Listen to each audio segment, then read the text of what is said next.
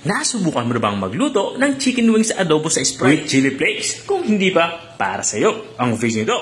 Dahil dito ay magluluto tayo ng chicken wings adobo sa Sprite with chili flakes. Simulan natin ito pagluluto.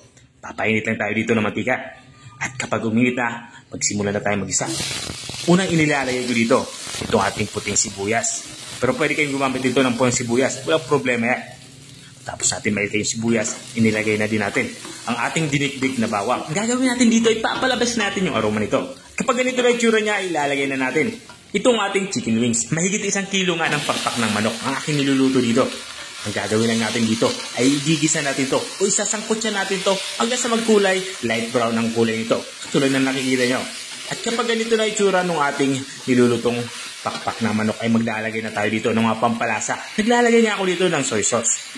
Maglalagay na din ako dito ng oyster sauce. At matapos natin mailagay itong 2 sangkap nito, lalagyan na din natin ito ng black pepper powder. Mga 1 kutsarang durog nga na paminta ang aking inilalagay dito. Matapos natin ito ilagay ay haluin lang natin ito para mabilis itong masipsip ng ating karning manok, ang ating mga inilagay na pampalasa. At maglalagay na din pala ako dito ng atay ng manok. Ito naman ay optional. May natira lang talaga akong atay ng manok kaya inihalo ko na.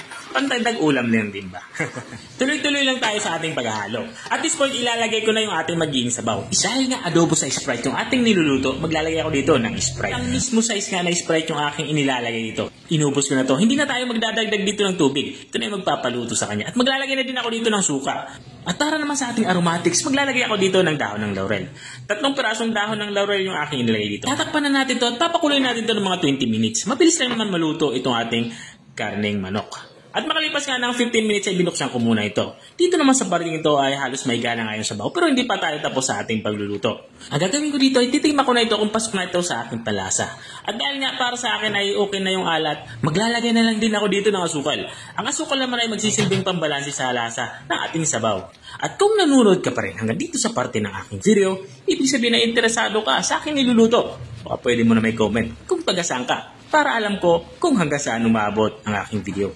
Balikan natin itong ating nilulutong ulam. Lagay na nga din ako dito ng panghuli nating sangkap. Ito yung ating chili flakes. Tatakpan natin to at isimmer pa kahit mga 2 o 3 minuto. Makuha lang natin yung lapot na gusto natin sa ating sabaw. Gusto ko kasi dito yung nagmamantika. At makalipas nga ng 3 minuto ay binuksan ko na nga ito. At ito nga ay halos may gana yung sabaw kaya para sa akin ay okay na ito. Pwede na natin itong i-serve. Ito na nga yung ating chicken wings adobo sa Sprite with chili flakes. Kung nakarating ka hanggang dito sa dulo ng aking video, maraming salamat sa panunood.